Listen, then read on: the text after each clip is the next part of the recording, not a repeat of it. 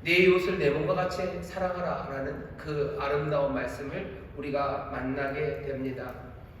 오늘 제가 19장 18절 말씀을 전하면서요, 우리 사랑하는 성도들에게 알려드리고 싶은 것은 이 아름다운 말씀, 그리고 예수님이 질문을 받았을 때 대답하셨던 거죠. 우리가 어떻게 해야지 영생을 얻습니까? 라는 질문에, 도대체 어떻게 살아야 됩니까? 라는 질문에 예수님께서 대답하셨던 것 딱 이 대답입니다. 하나님 사랑하고 네 이웃 내 몸처럼 사랑해라 했던, 예수님의 입에 담겨졌던 그 아름다움, 그리고 영원한 그리스도인들에게, 아니 그리스도인들뿐만 아니라 세상에 있는 꽤나 많은 사람들이 어떻게 살아야 되는지에 대해서 깨달았다고, 아니면 그것을 지표로 삼는 말씀, 내 이웃을 내 몸처럼 사랑해라 하는 이 말씀이 어디 다른 데 있지 않아요. 레위기에 있습니다. 그 악명 높은 레위기에 있습니다. 그게 오늘 우리가 먼저 살펴보고 들어야 되는 말씀입니다. 레위기 전까지는 성경이 진짜 재밌습니다. 창세기, 출애굽기, 사실은 출애굽기 20장까지는 재밌습니다. 21장부터는 조금 그렇습니다. 왜냐하면 21장서부터는 뭐 이렇게 이것저것 만드는 이야기 나오고요. 그리고 규칙들이 나오기 때문이에요. 제사는 어떻게 드리고 뭐 그런 거. 그 다음에 하나님의 성막을 어떻게 만들어야 되는지가 두 번이 나와요. 한 번은 이렇게 해라 라고 한 번 나오고, 그 뒤에는 이렇게 말씀대로 했다는 걸 거의 더블입니다. 똑같이 나오니까. 출애굽기 21장쯤 가면요, 그때부터 뭐가 조금 힘들어지긴 합니다. 하지만 그 앞에 얘기는 아니에요. 세상에 어떤 책보다도 재밌는 게 창세기 그리고 출애굽기 20장까지입니다. 우리가 정말 잘 아는 사람들이 다 거기에 나와요. 아브라함 이야기, 아브라함과 사라 이야기, 또 이삭과 리브가 이야기, 야곱과 라헬 이야기, 요셉 이야기, 모세 이야기, 온갖 빅네임들, 우리가 잘 아는 사람들, 어쩌면 우리와 같은 사람들, 그 사람들의 삶이 어떻게 구원을 얻고 그 사람들의 삶을 하나님이 어떻게 인도하셔 갔는지, 온갖 기적의 이야기들, 그리고 가슴 아픈 이야기들, 가족 간의 이야기들, 하나하나 것들을 뚫고 나오는 하나님의 사람들의 이야기들, 하나님의 능력이 어떻게 인도하셨는지에 관한 이야기들, 그 찬란하고 아름답고 가슴 떨리는 이야기들로 창세기서부터 출애굽기 20장까지, 어쩌면 출애굽기 끝까지 그 얘기가 가득합니다. 구원받는 사람들이에요. 그리고 새롭게 만든 사람이죠. 거기 애굽에서 어떻게 이 사람들이 나오는지요, 이 사람들이 어떻게 구원을 받는지, 하나님의 능력과 은혜가 얼마나 놀라운지, 하나님이 얼마나 신실하게 이 사람들을 사랑하는지, 그래서 이들의 삶을 구원하는지 이야기가 창세기서부터 출애굽기까지, 레위기 전까지 나옵니다. 그런데 갑자기 레위기에 들어가면요, 그때부터 갑갑한 이야기들만 나옵니다. 온갖 지루한 규칙들, 그 규칙들이 나와요. 규칙들을 읽는다는 게, 그리고 규칙들을 듣는다는 게 절대로 신나는 일은 아닙니다. 신나는 일은 아니에요. 근데 왜 갑자기 이 레위기가 여기 이렇게 퉁 있습니까? 왜 하나님은 그 찬란하고 아름답고 재미진 이야기 뒤에다가 이 이야기를 가져다 두십니까? 레위기는 여기에 있어야만 합니다. 왜냐하면 모세를 통해서 하나님이 이스라엘을 구원하셔서 40년 동안의 광야를 지나 이제는 젖과 꿀이 흐르는 땅으로 이 사람들을 들어가서 살게 될 겁니다. 이제 젖과 꿀이 흐르는 땅에 들어갈 거예요. 어떤 사람들은 그래요. 땅에서 젖과 꿀이 흐른다고 뭐가 그렇게 좋을까? 끈적끈적하기만 할 텐데. 끈적하다는 얘기는 아니겠죠. 좋은 건 많은 땅이에요. 풍성한 땅이고, 광야와는 전혀 다른 땅이고, 삶을 살아갈 수 있는 삶의 터전이 거기에 마련된다는 뜻이겠죠. 사람들은 젖과 꿀이 흐르는 땅으로 들어갈 겁니다. 하지만 그 땅은 젖과 꿀이 흐르는 땅만은 아닙니다. 그곳은 어떤 곳이에요? 우리가 잘 아는 것처럼 하나님에 대해서 모르는 사람들이 살아가는 땅입니다. 하나님을 제대로 예배하는 것이 뭔지 모르는 사람들이 살아가는 땅이에요. 그냥 하나님을 잘 모르는 정도가 아니고요. 이 사람들은 자기의 자식들을 몰래에게 갖다 바칠 만큼 말도 안 되는 악함과, 그리고 말도 안 되는 그런 잔인함으로 살아가는 땅이 가나안 땅입니다. 그 땅에 가서 살아가야 돼요. 그 땅에 있는 나쁜 관습들, 그리고 그 땅에 있는 문화들, 그 혼란 속에서 살아가면 안 됩니다. 거기 가서 살다가 그 사람들 따라 살면 안 돼요. 그 엉망인 삶이 되면 안 돼요. 하나님이 그렇게 멋지게 구원해 놓으시고 위대하게 구원하신 이 사람들이 젖과 꿀이 흐른다는 그 가나안 땅에서 엉망으로 살면 안 됩니다. 그러니 이 사람들은 규칙을 익혀야 돼요. 거기서 해야 될 것과 하지 말아야 될 것에 대해서 분명히 배워야 됩니다. 그러니 레위기에서 얘기하시는 거예요. 해야 될 것, 하지 말아야 될 것을 하나하나 가르치시는 거예요. 왜 갑자기 이렇게 한꺼번에 다 가르치십니까? 한꺼번에가 아니에요. 이 시간에 배워야 합니다. 왜? 아직은 그 땅에 들어가지 않는 사막이에요. 여기는 아직 아무것도 없습니다. 빈 터에서 배우는 거죠. 아직 방해하는 사람들 없는 곳에서, 아직 몰래에게 제사 드리는 사람들이 없는 곳에서, 아직 성적으로 타락된 사람들과 그리고 온갖 지저분함과 그리고 못됨과 악함으로 살아가는 사람들이 없는 그 광야에서 사람들은 배워야 합니다. 사막이 아름다운 이유가 뭐더라 라고 사람들이 막 물어보죠. 옛날에 드라마에서만 봤어요. 제목도 모르고 뭐도 모르는데 유시원이 대답을 했습니다. 유시원이라고 아는 분들은 연식이 좀 되신 분들입니다. 유시원이 그래요. 사막의 아름다운 이유 오아시스가 있기 때문에 오글거려요. 사막의 아름다운 이유 오아시스가 그건 별로고 같고, 다른 대사 중에 제일 멋진 대사는, 제가 알고 있는 대사는 사막의 아름다운 이유는, 그랬을 때 대답이요. 사막은 클린이에요. 클린, 깨끗하다고. 사막은 깨끗해요. 그게 하나의 대답이었었습니다. 누구였더라? 생각이 갑자기 안 나는데 얼굴만 생각이 납니다. 사막의 라이온이었나요? 올리비아인가? 어쨌든 있습니다. 예. 거기 보면 사막은 클린, 깨끗하래요. 깨끗해서 사막은 나는 사랑한다고. 그런 대사. 그 얘기가 뭔지 알겠어요. 거긴 깨끗해요. 뭐가 지저분한 건 없어요. 다 말라버리고 깡 말라버려서 축축하지 않아요. 이스라엘 사람들은 광야 40년 어쩌면 깨끗한 그곳입니다. 악에 물든 사람들 없는 곳이요, 사람 없는 그곳에서 40년간 방해 없는 곳에서 헤라와 하지 말아라를 배워야 합니다. 제 아들이 요즘 운전 시험을 보려고 해요. 그래서 운전 연습을 좀 하러 다니려고 하는데 여기서는 못해요. 왜 못하죠? 여기서 운전하기는 어려워요. 여기는 정글이죠. 빵빵거리는 사람들 많고 차도 너무 많습니다. 어디로 가야 돼요? 어디 큰 운동장 주차장으로 가든지, 아니면 아파트 저 뒤편으로 가든지, 아니면 송도 어디 저기 차 없는 데 가서 연습해야 돼요. 정글에 들어오기 전에는 사람 없는 곳에서 헤라와 하지 마라를 배워야만 합니다. 이스라엘이 그랬어요. 레위기 우리에게 주시는 말씀이 있습니다. 헤라와 하지 마라라가 있어요. 우리의 자녀들에게 해라, 하지 마라를 가르쳐야 됩니다. 아직 아이들이 정글에 가기 전에 그래야 돼요. 정글에 나가서 해라, 하지 마라를 배운다는 건 정말 어렵습니다. 어떻게 적용을 해야 할지 몰라요. 물론 현장에서 배우는 거다라고 말하지만 아니, 그건 너무 위험합니다. 왜? 한번 넘어지면 큰일이 나기 때문이에요. 운전을 처음에 배우게 하는 자녀들에게 너 가서 그냥 아예 첫 판부터 어디로, 우리 인천에서 제일 복잡한 데가 어딥니까? 그냥 거기 가서 운전 배우라는 부모가 있습니까? 아니, 그렇게 하는 부모는 없어요. 하나님께서 왜 광야 40년을 이 사람들에게 레위기라는 해라 하지 말아라는 이 갑갑한 이야기를 가르치십니까? 이 사람들이 살아가야 될 그 땅이 어떤 땅인지 아시기 때문입니다. 우리의 자녀들에게 해라와 하지 말아라를 분명히 가르치셔야 돼요. 아니, 어쩌면 우리가 그 일을 배워야 되는지도 모릅니다. 교회에 와서 왜 해라와 하지 마라를 배워요? 왜 내가 하나님의 말씀 묵상하면 내가 그 밤에 아니면 그 새벽에 해라와 하지 마라를 배웁니까? 내가 내일 아침 그 정글로 들어갈 거예요. 내가 맞닥뜨리는 일상이라는 것은 만만치 않은 세상입니다. 여기 이곳 안전한 곳에서 배우는 거예요. 해라와 하지 마라를 배우는 거예요. 왜? 정글에선 이야기를 할 수가 없어요. 그리고 그것들이 적용이 제대로 되지도 않습니다. 온갖 것들이 섞여 있기 때문이에요. 하나님은 레위기의 말씀을 이 사람들, 구원받은 이 사람들에게 줍니다. 하나님도 아셔요. 해라와 하지 마라로 그냥 계속 돼 있는 이야기가 얼마나 지루하고 재미없는 줄 아십니다. 하지만 들어야 되는 시간이요. 들어야 되는 시간, 그 시간에 이 말씀을 주시며 하나님이 바라시는 것 뭐겠습니까?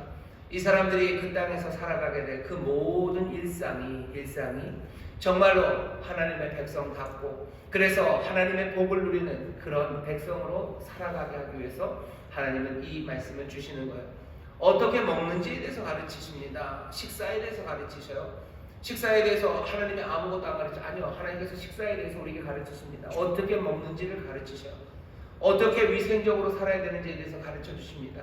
레위기 보면 그 얘기예요. 먹는 것 이야기, 어떻게 위생적으로 살아갈 건가에 대한 이야기, 어떻게 농사 지을까에 관한 이야기, 어떻게 그것과 기타 도덕적인 여러 가지 행동들을 어떻게 해야 되는지에 대해서 아주 일상적인 문제들을요 하나하나 지침을 주면서 가르쳐 주십니다. 무엇보다도 우리 일상에서 우리를 지키시고 또 우리를 인도하신 하나님을 어떻게 예배해야 되는지에 대해서도 알려주십니다.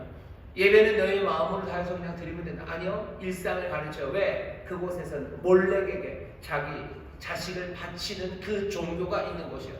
종교가 타락한 곳이에요. 말도 안 되는 방식으로 신을 이용해 먹으려고 하면서 사실은 자기의 삶을 망치는 곳이 그곳이기 때문에 어떻게 예배해야 되는지, 예배할 때는 어떻게 하면 안 되는지 그거 하나하나 가르치시는 거예요. 뭘 먹어야 되는지 가르치시는 거예요. 하나하나 그 일들을 가르치십니다.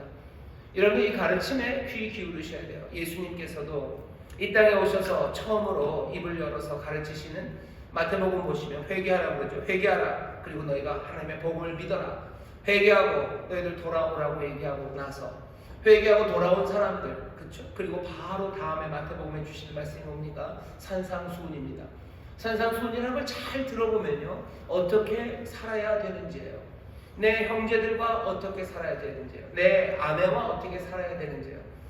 여러분 앞에 있는 팔복도 마찬가지입니다. 그것도 결국은 어떻게 살아야 되는지에 관한 이야기고요. 그건 지금도 우리의 삶에 그대로 적용됩니다. 가만히 들어보셔요. 예수님 뭐라 그러시죠? 심령이 가난한 사람, 누가복음식으로 말하면 가난한 사람이 복이 있대요. 가난해라 라고 얘기합니다. 가난해지는 사람들이 복이 있다. 그러니 어떻게 해요? 가난함으로 살아야죠. 아 그럼 쫄쫄이 굶고 살란 말입니까? 아니 그 얘기 아닙니다.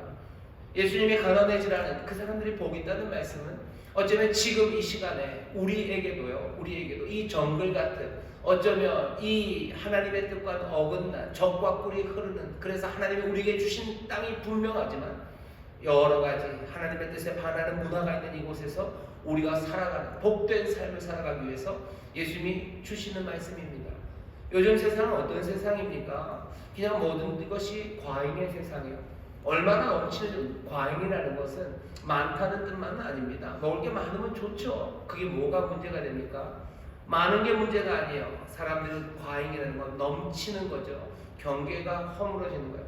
경계가 허물어지는 겁니다. 선을 사람들이 넘어요. 아니 선을 넘는 정도가 아니라 아예 선이 없는 겁니다.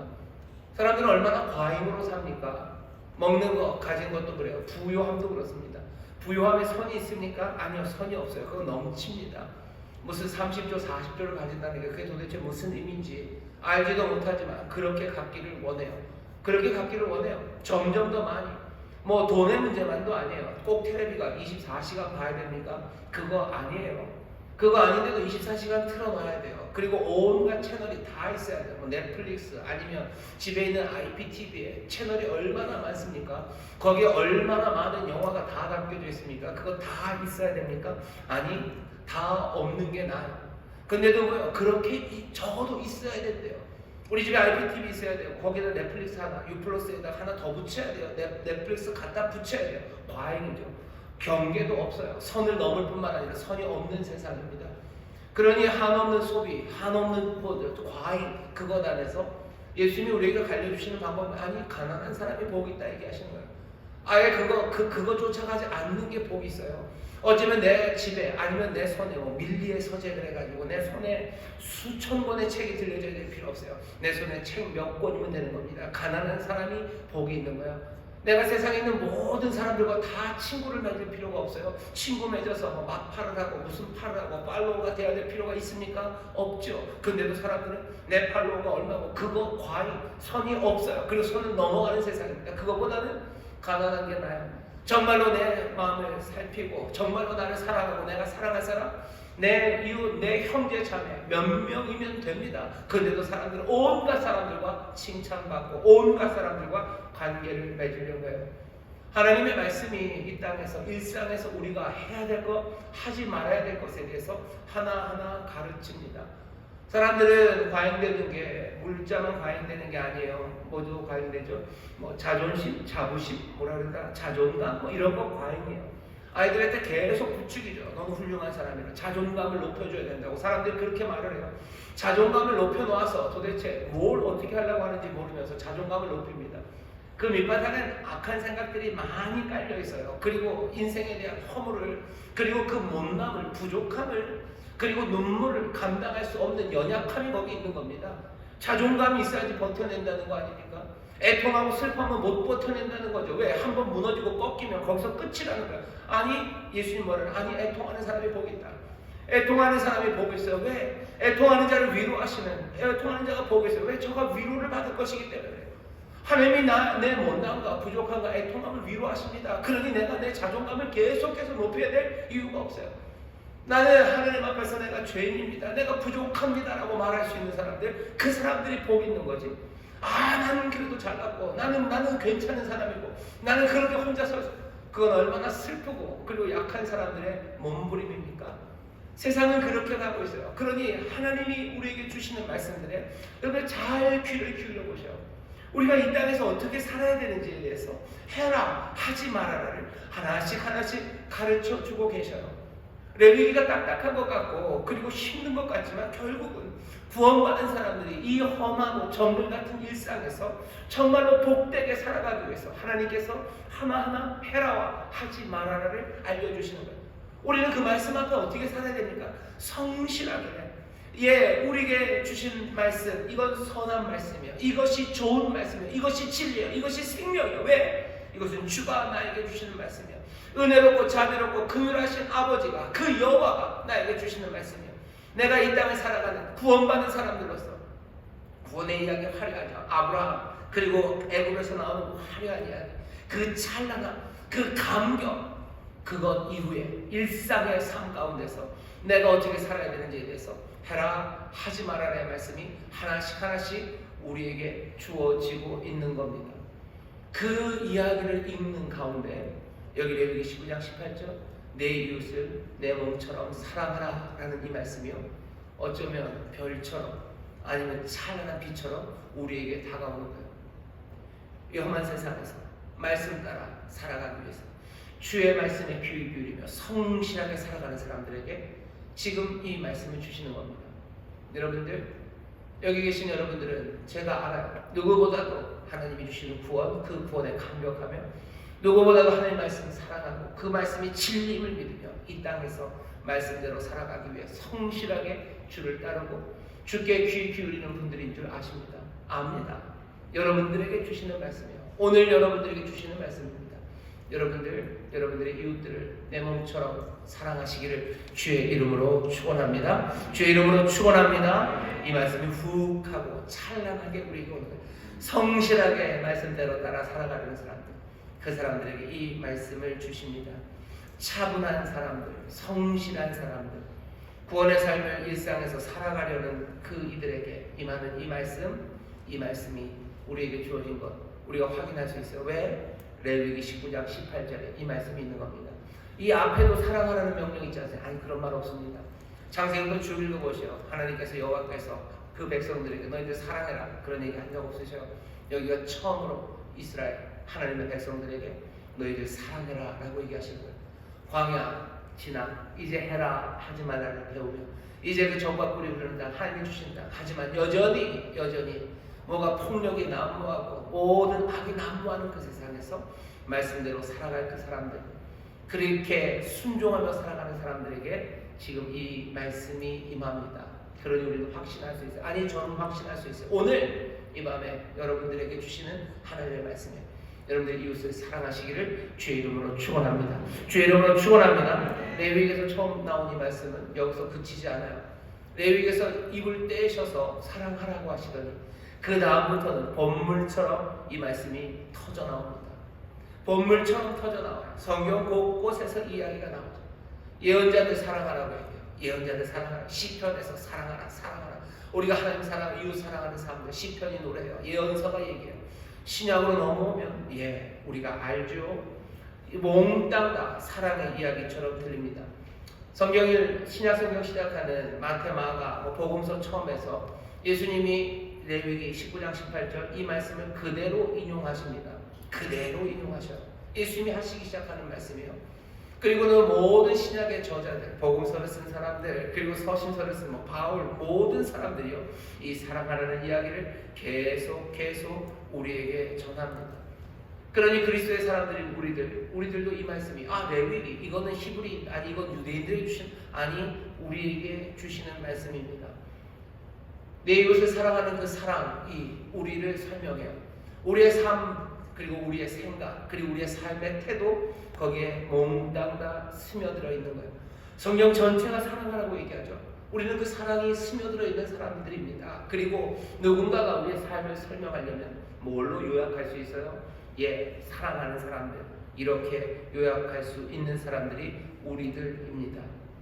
우리는 사랑의 사람이에요.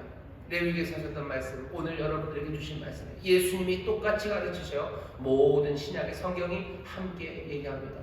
오늘 이 밤에 오셔서 이 말씀 들으시면 돼요. 주가 우리에게 주시는 말씀이에요. 내 삶을 사랑하는 삶이에요. 내 삶의 태도와 사고는 이 사랑, 이것으로 가득 찬 게 내 삶입니다. 여러분들 이 말씀, 이 진리를 마음에 품으시기를 주의 이름으로 축원하고, 성령께서 이 말씀을, 그리고 이 귀한 찬란한 진리를 우리에게 새겨 넣으시기를 기도합니다. 옆에 있는 분들에게 얘기해 주셔. 우리는 사랑하는 사람들입니다. 우리는 사랑하는 사람들입니다. 한 번만 더요. 우리는 사랑하는 사람들입니다. 우리는 사랑하는 사람들입니다. 아멘, 아멘.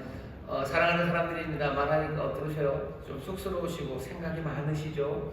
왜 그런지 아십니까? 사랑이라는 말 자체가요, 사랑이라는 게 굉장히 불안정한 단어이기 때문에 그렇습니다. 사랑이라는 건 굉장히 불안정해요. 사랑이라는 말이 거대하고요, 그리고 아름다운 건 분명합니다. 하지만 사랑만큼 혼란스러운 게 없죠. 사랑만큼 오해 많이 만드는 말이 없어요. 왜곡되는 말이 없어요. 남용되는 말이 없습니다. 사랑이라는 말이 얼마나 많이 오염됩니까? 그리고 또 더 복잡하게 만드는 건, 사랑은 진부해지기도 쉬워요. 사랑이라는 말이 닳고 다른 말이 되고요, 달아버리는 거죠. 그리고 사랑은 식어버리기도 하는 거죠. 사랑은 변하기도 합니다.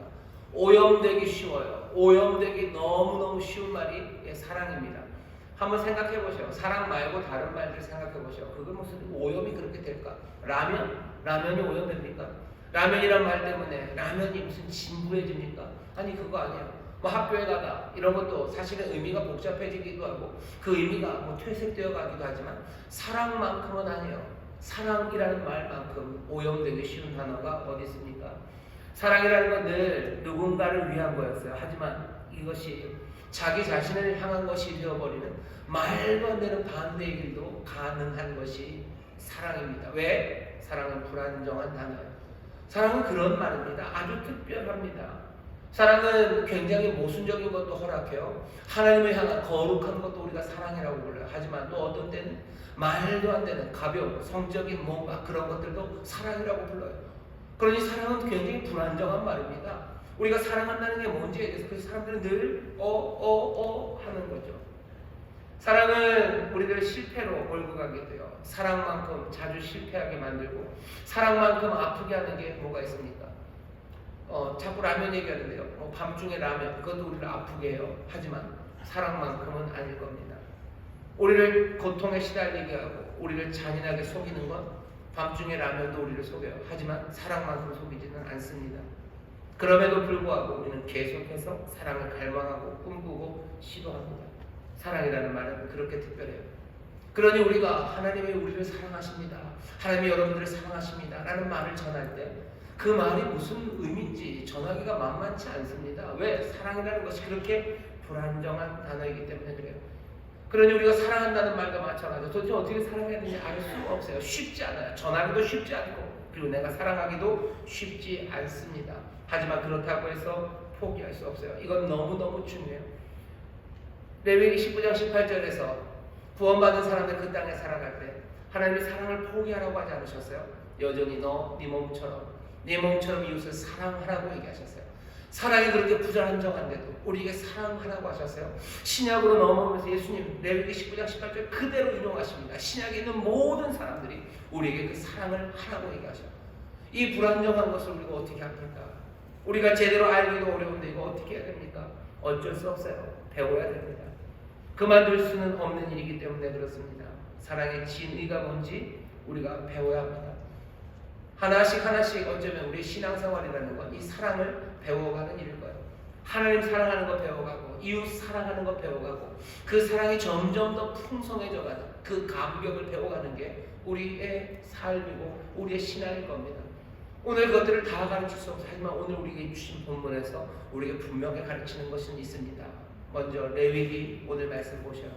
문란한 세상, 정말로 몰렉에게 자녀를 바치는 이 말도 안 되는 세상, 엉망의 세상에서요, 사람들은 사랑하라는 명령을 듣는 겁니다. 오늘 우리에게 주시는 명령을 우리가 듣는 거예요. 타락한 세상에서 사랑하라는 명령을 우리가 듣습니다. 그런데 사랑하면 어떻게 되는지에 대해서 설명이 없어요. 사랑함으로 무엇을 얻는지에 대해서 언급 없습니다. 그냥 사랑하라는 명령이에요. 레위기 19장 18절 읽어볼까요? 원수를 갚지 말며 동포를 원망하지 말며 이웃 사랑하기를 내 몸과 같이 하라. 나는 여호와니라. 그게 끝이에요. 이웃 사랑하기를 내 몸과 같이 하라. 나는 여호와니라. 그게 끝이에요. 여기에는 뭐 별다른 설명 없습니다. 아주 간단한 명령이에요. 네가 사랑을 하고 싶던 하고 싶지 않던 그냥 사랑하라요. 네가 원하는 건 말건 사랑하라는 건 명령으로 주어집니다. 네가 그것으로 무엇을 어떤 말든 뭐 주겠다는 약속도 없습니다. 그냥 뭐 다짜고짜 얘기하시는 거예요. 아주 간단해요. 짧은 본문이죠. 짧은 본문입니다. 간단한 명령으로 아무 맥락 없이 얘기해요. 사랑하라는 건 사랑은 뭐 그 느낌이 어떤지 이런 얘기 하지 않으셔요. 사랑해라. 뭐 니들 마음이 찌릿찌릿해지고 마음이 따뜻해질 거야. 뭐 너희들 뭐 마음이 찌릿해질 거야. 뭐 하늘이 뭐 분홍색으로 보일 거야. 뭐 이런 얘기 없으셔요. 너희가 사랑하면 무엇을 얻는지 그런 얘기 없으셔요.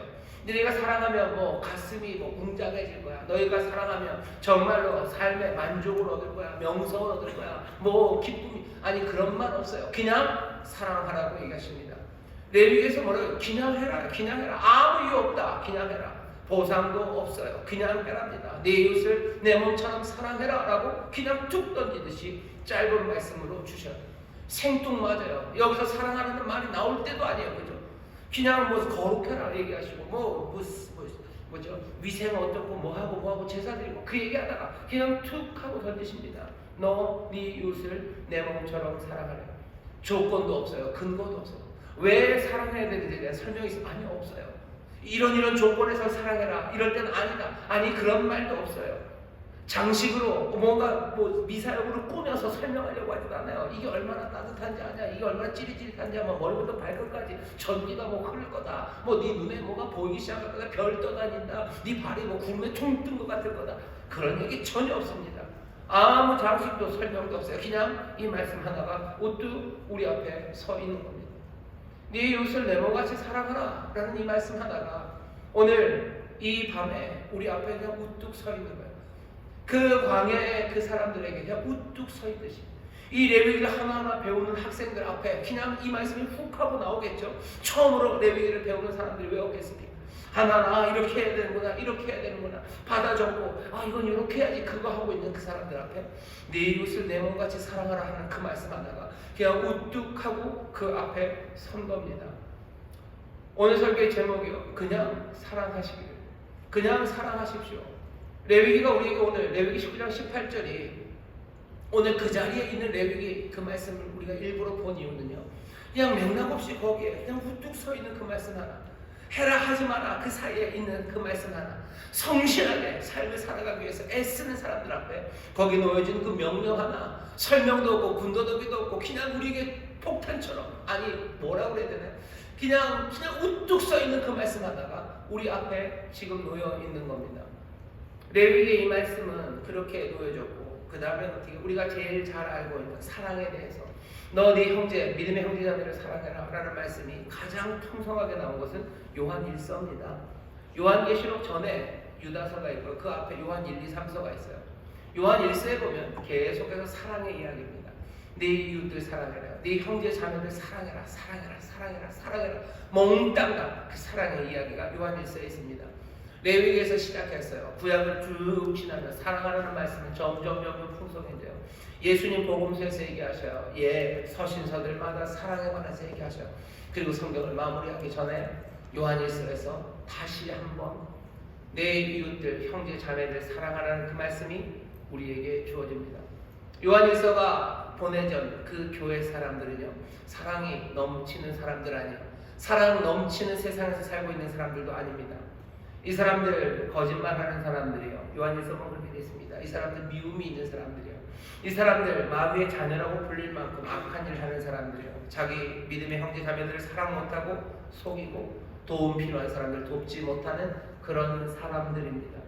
주변에 있는 사람들은 그런 사람들이요. 이웃은 그런 사람들입니다. 거기에다 대고 뭐라고 얘기해요? 내 이웃을 사랑하라고 말씀하셔.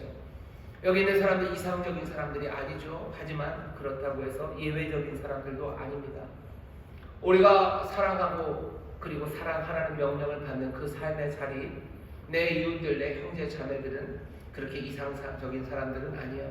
늘 예외적인 사람들도 아닙니다. 그냥 그렇고 그런 사람들이죠. 그러니 사랑은 훨씬 더 버거울 겁니다. 하지만 피할 수 없어요. 바로 그 사람들에게 사도 요한은 내 이웃을 내 몸처럼 사랑하라고. 흠 많고 완벽하지 않습니다. 유치하고요. 그리고 허둥대고 있습니다.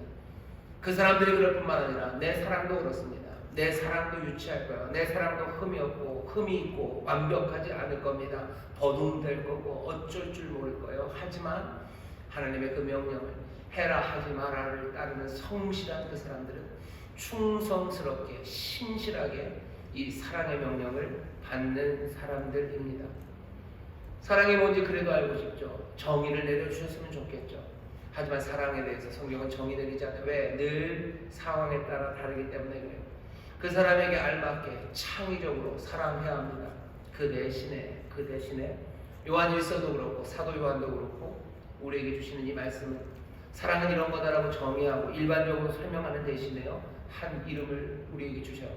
이름 하나 우리에게 주시고 그리고 그 이름에 바로 그분이 무엇을 하셨는지 그 이야기를 들려줍니다. 요한 1서 보면 그렇게 돼 있어요. 사랑이 여기 있다 그래요.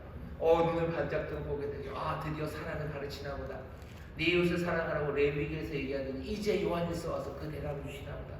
사랑이 여기 있다 그래요. 보면 뭐라고 얘기합니까? 사랑은 여기 있어요. 사랑은 뭐냐면 하나님께서 그 독생자를 우리에게 보내신 거라고 얘기해요. 우리는 사랑이 여기 있다. 이것이 사랑이다라는 이야기를 듣습니다. 그런데 발견하는 건 그곳에서 예수 그리스도 그분의 이름을 들어요. 바로 예수께서 우리를 위해서 목숨을 내놓으셨다는 그 이야기 듣습니다. 그리고 우리도 서로를 위해서 목숨을 내어놓듯 그렇게 사랑하라는 이야기를 들을 뿐입니다. 오늘도 마찬가지예요. 그냥 사랑하십시오. 내가 원할 때 원하든 원하지 않든 명령으로 주어져 있어요. 이것이 얼마나 감정적으로 복되고 즐겁고 행복한지 아니면 사랑하면 뭐가 되는지에 대해서 설명하지 않아요. 사랑하라고 우뚝 구원받아 성실하게 이 험한 세상에서 살아가야 되는 그 사람들에게 그 말씀을 주시는 거예요. 이 말씀을 받습니다. 감사와 기쁨으로 받아요. 그리고 이 사랑에 대해서 궁금한 사람들은 뭐 하는 거야? 이 예수 그리스도의 이야기를 들으면 돼요. 예수 그리스도 사랑은 여기 있어요. 하나님이 사랑이셔. 자기의 독생자를 우리 위해서 내어주신 바로 여기에서 우리는 사랑을 봅니다. 그리고 이 사랑으로 우리는 내 형제 자매들을 사랑합니다. 그게 사랑에 대해서 가르쳤던 요한이 우리에게 주시는 말씀이고 성경의 마지막 판에 그쵸? 요한 1서는 거의 끝입니다. 우리에게 주는 가르침입니다. 2023년 우리 교회가 증인되는 삶을 살려고 해요. 우리가 하나님의 자녀인 걸 증거할 겁니다. 뭘로 증거합니까? 요한은 뭐라고 얘기해요? 너희가 서로 사랑하면 너희가 하나님의 자녀인 걸 알 거예요. 사랑은 그렇게 증거될 거다. 어떻게 우리가 사랑하면 사랑에 대해서 더 좀 알려주셔. 아니 구체적인 건 없어요. 가장 알맞게 가장 창의적으로 그렇게 알맞게 창의적으로 하기에는 부족하지 않습니까? 알아요. 완벽하지 않지 않습니까? 알아요. 위대하지도 못하고 늘 더듬대고 늘 헤매지 않겠습니까? 알아요. 그러니 뭐요? 그냥 사랑하시면 돼요. 예수 그리스도 바라보시고 여기에 사랑이 있음을 믿고 내가 내 형제 자매들을 사랑하기 시작하셔요. 성령님 우리를 도우십니다. 환난은 인내는 연단은 우리에게 소망에 이르게 하실 텐데 그 소망이 정말로 이루어질 것을 확신할 수 있는 것은 날마다 성령께서 우리에게 하나님의 사랑을 채우시기 때문이에요. 그렇게 사랑하는 그 사랑이 메말라가지 않을 겁니다. 내가 사랑을 다 모르는데요. 그래도 예수님 이야기, 예수의 이름 그거 기억하고 여기에 사랑이 있다 그 이야기 듣고 내 성실한 순종의 삶, 복된 삶 가운데 우뚝 서 있는 사랑하라는 그 말씀대로 내가 가장 알맞게 창의적으로 사랑하기 위해서 내가 몸부림쳐가기 시작할 때 성령께서 내게 사랑을 채우시기 시작하실 거예요. 그리고 그 사랑은 우리를 부끄럽게 하지 않습니다. 이 사랑 안에서 자라갑니다. 그래서 우리가 하나님의 자녀인 것들을 증거하게 됩니다. 구원받은 사람들, 구원받고 나서 둘러보면 몽땅 다 사랑스러운 인간들로 가득 차 있으면 얼마나 좋겠습니까? 아니요. 우리가 살아가는 가나안 땅이 사랑스러운 인간들로 가득 차 있지 않고요. 구원받은 사람들, 옆에 구원받은 사람들을 봐도 만만치는 않습니다. 요한일서 편지가 그렇죠. 거기에 여전히 거짓말하고 서로 사랑하지 않고 서로를 돕지 않는 사람들 가득해요. 그런데도 뭐라고 얘기하는 거예요? 너네 형제 자매 사랑해라. 사랑해라. 사랑해라. 여기서 어쩌면 이 험한 땅에서 우리 주변에 있는 사람들이 여전히 모자란 그곳에서 일상을 성실하게 해라 하지 말아야 말씀을 가지고 살아가는 사람들, 이제 사랑으로 살아가기 시작하십시오. 미숙하고 부족하고 뭔지 모를 때마다 우리는 사랑을 안다고 얘기하죠. 사랑은 여기 있다. 하나님이 사랑이셔. 하나님이 독생자를 우리에게 주셔서 독생자 예수 그리스도 우리를 위해서 죽으신 것, 사랑은 여기 있어. 주님 바라보며 주의 복음 내가 영접하며 사랑하는 명령이 우리 앞에 우뚝 서 있음을 깨닫는 사람들, 부족하고 모자라도 사랑하기 시작하십시오. 성령이 우리를 도우셔요. 그리고 그 사랑으로 우리를 채우셔서 우리의 사랑이 점점 더 온전케 하십니다. 하나님 우리를 사랑하시고 그리스도는 우리에게 사랑이 무엇인지 보여주셔요. 그러니 우리도 사랑하면 됩니다. 오늘 설교 제목이요. 그냥 사랑하십시오. 그냥 사랑하셔. 내 형제 자매들을 사랑하셔. 가장 알맞은 방법으로 가장 창의적으로 사랑하기 위해서 사랑하셔. 무슨 길이 따로 있지 않아요. 예수님 바라보며 사랑하셔. 두려워하지 마십시오. 두려워하지 마셔. 성실하게 해라 하지 마라를 따라가면서 거기 우뚝 서 있는 그 사랑하는 말씀, 그 말씀으로 사랑하기 시작할 때 정말로 하나님의 자녀답게, 정말로 우리 하나님의 자녀임을 증거하는 복된 삶, 정말로 하나님의 감격으로 살아가게 하시는 그 귀하신 삶이, 그 영생이 우리 앞에 열립니다. 오늘 이 사랑을 모두가 마음에 품으시고 또 결단하시고 또 그 사랑이 넘치는 여러분 되시기를 주의 이름으로 축원합니다. 옆에 있는 분들에게 알려주세요. 난 그냥 사랑할 겁니다. 난 그냥 사랑할 겁니다. 난 그냥 사랑할 겁니다. 난 그냥 사랑할 겁니다. 누굴 형제자매 사랑하십시오. 내 이웃을 내 몸처럼 사랑하십시오. 부족해도 사랑하기 시작하셔. 예수님 바라보며 사랑하셔. 무슨 다른 대단한 비결 있잖아요. 사랑을 가르친다는 사람은 다 뻥쟁이들이에요. 다 뻥쟁이들이에요. 가르치신 적 없어요. 성령이 우리를 도우시고 사랑해 나가면 됩니다. 하나님께서 우리에게 주신 말씀, 오늘 레위기 19장 18절에 주셨듯 어쩌면 2023년 증인되기를 사모하며 이 삶에서 성실함으로 주를 따르는 여러분들에게 오늘 이 말씀을 주셨으니 이 말씀을 이루시고 또 이 말씀으로